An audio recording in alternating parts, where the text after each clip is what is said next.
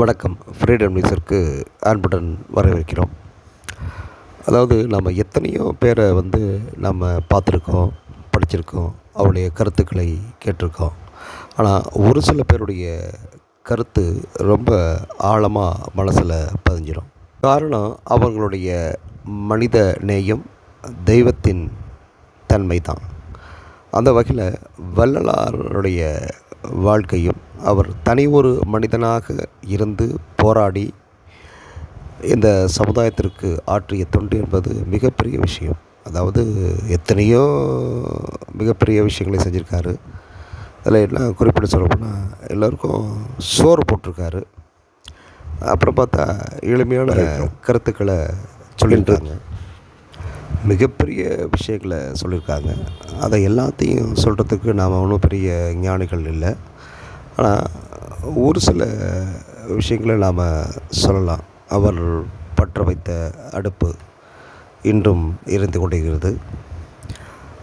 அந்த பற்ற வைக்கும்போது ஒரு கருத்தையும் சொன்னதாக கூறப்படுகிறது. அதாவது, தர்மம் இருக்கும் வரை இந்த அடுப்பு எரியும், இந்த அடுப்பு எரியும் வரை இந்த உலகில் தர்மம் இருக்கும் என்று கூறியதாக கூறப்படுகிறது.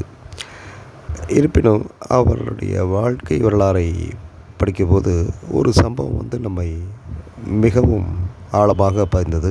அதை தங்களுடன் பகிர்ந்து கொள்கிறேன். நாம் எத்தனையோ பேரை பற்றி படிச்சிருப்போம் புத்தகத்தில்.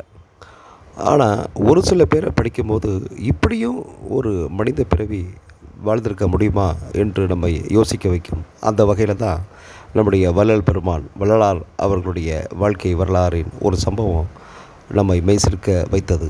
அதாவது, ஒரு முறை வள்ளல் பெருமான் அவருடைய வடலூர் வள்ளல் பெருமானுடைய அந்த குடிலில் சொற்பொழிவு ஆற்ற இருந்திருக்கார். அப்போது ஒரு ஆங்கில உயர் அதிகாரி ஒருவர் வள்ளல் பெருமானுடைய சொற்பொழிவை கேட்க வேண்டும் என்று ஆவலோடு சீக்கிரமாக தன்னுடைய வேலைகளை முடிச்சுட்டு சாயந்தரமாக வண்டியை வேலைக்காரன்ட்ட பூட்ட சொல்லி வண்டியில், அதாவது மாட்டு வண்டியில் போயிட்டு இருந்திருக்காரு. மாட்டு வண்டியில் போகிறப்ப லேட் ஆகிடுதுன்னு மாட்டை தார் குச்சியை வச்சு அட்டின்னு அடித்து வேகமாக ஓட்ட சொல்லியிருக்காரு. அந்த வெள்ளைக்கார தவிர குறிப்பிட்ட நேரத்திற்கும் வள்ளல் பெருமானுடைய சொற்பொழிவை கேட்குறதுக்கு வந்துட்டார். உட்காந்து கேட்டிருக்காரு. சொற்பொழிவில் மேடையில் இருந்த வள்ளல் பெருமான் முதல்ல அந்த வெள்ளைக்கார துறையை சரியாக கவனிக்கலை. முடிஞ்சதுக்கப்புறம் அந்த வெள்ளைக்காரைய துறையை கூப்பிட்டு, ஐயா, உங்களை கவனிக்கலை, எப்போ வந்தீங்க, சொற்பொழிவு எப்படி இருந்துச்சு அப்படின்னு வள்ளல் பெருமான் அந்த வெள்ளைக்கார துறைக்கிட்ட கேட்டிருக்காரு. வெள்ளைக்கார துறையும், ஐயா, உங்கள் சொற்பொழிவு மிக சிறப்பாக இருந்துன்னு சொன்னார். எப்படி, எத்தனை மணிக்கு புறப்பட்டீங்க, எப்படி அவ்வளோ சீக்கிரம் வந்தீங்கன்றதுக்கு வெள்ளைக்கார துறை சொல்லியிருக்காரு, மாட்டு வண்டியை அடித்து ஓட்டினோட தார் குச்சியை வச்சு மாட்டை வெள்ளுன்னு வெளுத்து வேகமாக ஓட்ட செஞ்சு உங்கள் சொற்பொழிவு கேட்க வந்தாங்க. அற்புதமான சொற்பொழிவு, அந்த ஆன்மீகமான சொற்பொழிவு அப்படின்ட்டுருக்காரு.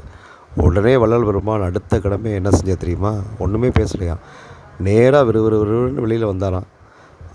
அந்த வண்டியில் போட்டிருக்க மாடு, அதாவது தார் குச்சியை போட்டு அடித்து வேகமாக ஓட்டி வந்தாங்களே, அந்த மாட்டுக்கிட்ட போய் மன்னிப்பு கேட்டாராம்.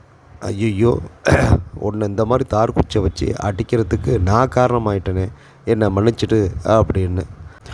எதுக்கு இதை சொல்கிறேன்னா, ஒவ்வொரு மனிதனுக்கு எப்பேற்பட்ட மனது பாரு. அதாவது எல்லா உயிரையும் தன் உயிர் போல் நினைப்பவர் வந்தால்தான் மகான்கள். அதுபோல் வள்ளல் பெருமான் வாடிய பயிரை கண்டபோதெல்லாம் வாடினேன் என்றார். அதே போல் உயிர் கொள்ளாமை என்பதை மதித்தார், செயலிலும் காட்டினார். எல்லா உயிர்களும் இன்புற்று வாழ்க என்பதே வள்ளல் பெருமானின் தாரக மந்திரம். அதே போல் அருட்பெருஞ்சோதி தனிப்பெரும் கருணை என்றார். அதாவது இறைவனை கருணை வடிவாக பார்த்தார். அது மட்டுமல்ல, எல்லா உயிர்களையும் கருணை வடிவாக பார்த்தார் என்பதற்கு உதாரணம்தான் இந்த கதை. நன்றி, வணக்கம்.